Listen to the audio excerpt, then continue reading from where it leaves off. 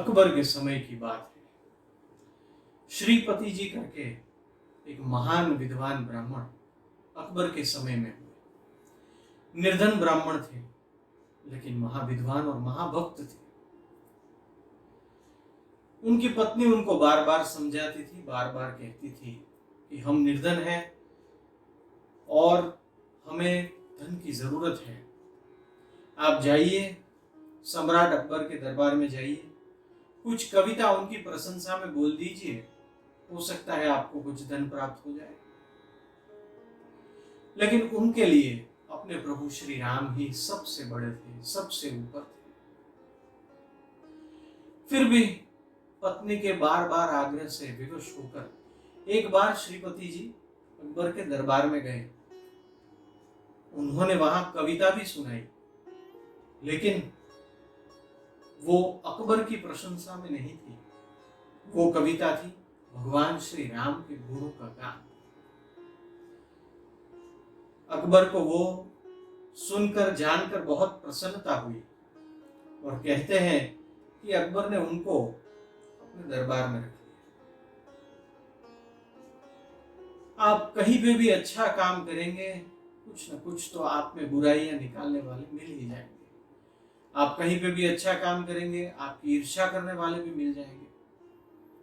इस जगत में तो भगवान को भी गाली दी गई है, तो हम और आपको तो क्या चीज है। श्रीपति जी के बारे में बहुत लोग बहुत कुछ कहते थे। अरे ये तो बादशाह की कभी प्रशंसा ही नहीं करता, अरे ये तो बड़ा अहंकारी है, बादशाह को भी चढ़ाने का प्रयास करते थे, ये देखिए आपकी कभी प्रशंसा नहीं करते। लेकिन फिर भी वो हर हमेशा अगर किसी का गुणगान करते थे तो अपने प्रभु श्री राम का करते थे।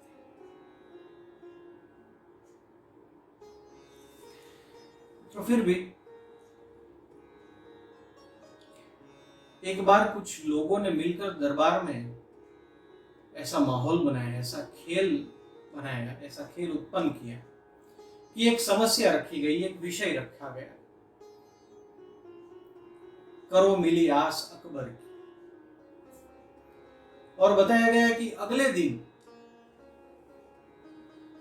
हमें जो विद्वान है वो सभी विद्वान इस विषय पर बात करें। जो ईर्ष्यालु थे, जो श्रीपति जी की ईर्ष्या करते थे, उनका हित नहीं सोचते थे, उनको अंदर बहुत प्रसन्नता हो रही थी। अब कल श्रीपति जी अकबर की प्रशंसा में क्या कहेंगे।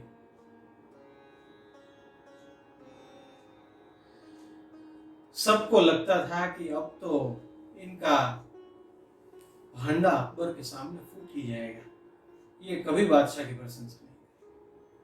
हुआ भी यूं, सबने अकबर की बहुत प्रशंसा की, लेकिन श्रीपति जी ने जो कविता बनाई उसका सार यही था कि मेरे प्रभु श्री राम सबसे बड़े हैं, मुझे और किसी से आस लगाने की क्या जरूरत है। बादशाह अपनी जगह बादशाह तो है, लेकिन बादशाहों के बादशाह परमात्मा के आगे तो वो कुछ भी नहीं है। मैं कभी भी उन दोनों के बीच एक जैसे गुण कभी नहीं देख सकता। परमात्मा तो परमात्मा है और बादशाह बादशाह है।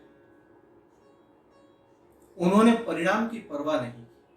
जो सत्य था, जो सत्य मानते थे, जो सत्य जानते थे, वही उन्होंने बड़ी विनम्रता से बताया। जिनको हरि की शरण है उसको अकबर की आस क्या रखनी। मित्रों, सारे ईर्ष्यालुओं के दाव पेच झूठे पड़ गए और श्रीपति जी की जो छवि थी वो वही की वही रही। अकबर की नजर में वो और ऊपर उठ गए। आज ये प्रसंग क्यों? ईश्वर के मार्ग पर चलने वाले लोगों के लिए तो ये जरूरी ही है कि ईश्वर से किसी की भी तुलना न करें। ईश्वर जितना बड़ा कोई भी नहीं। और जहां बात ईश्वर की आती है, वहां संसार के सारे बड़े पद संपूर्ण रूप से छोटे लगने लगते हैं। हाँ, हमें सभी को विवेक से आदर देना है, ये तो स्वयं ईश्वर की आज्ञा है। लेकिन कभी कभी ये होता है, हम अपने लाभ के लिए किसी की झूठी मूठी प्रशंसा कर देते हैं। हम अपने लाभ के लिए किसी व्यक्ति के, कोई बहुत बड़े पद पर रहे हुए व्यक्ति के ऐसे गुणों के भी वर्णन कर देते हैं जो कभी उनमें थे ही नहीं। हम एक ऐसी परंपरा का प्रारंभ करते हैं जो झूठ की बुनियाद पे ही टिकी हुई है और जिसकी नींव में मात्र और मात्र निहित स्वार्थ है। हम अपने स्वार्थ के लिए सच को ढक देते हैं। हम अपने स्वार्थ के लिए अयोग्य जगह पर झुक भी जाते हैं। हम अपने स्वार्थ के लिए, हो सकता है, किसी अयोग्य व्यक्ति की सरखामणी परमात्मा से भी कर देते हैं। कभी कभी हम डर से भी ऐसा करते हैं। आप सोचिए, श्रीपति जी जिस युग में थे तब तो अकबर सम्राट यानी सर्व व्यक्ति, उसी की चलती थी। कोर्ट, कानून, कायदा सभी जो सम्राट की इच्छा थी वही थी। फिर भी वो डरे नहीं कि मुझे सम्राट क्या कहेंगे, मेरे तो हरि है और मैं हरि की शरण में हूं और हरि मेरे लिए।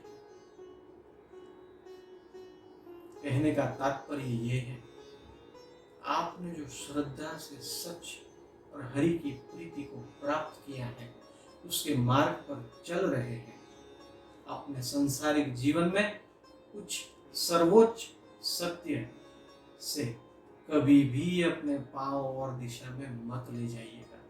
चाहे कुछ भी परिस्थिति आ जाए, परमात्मा आपके साथ।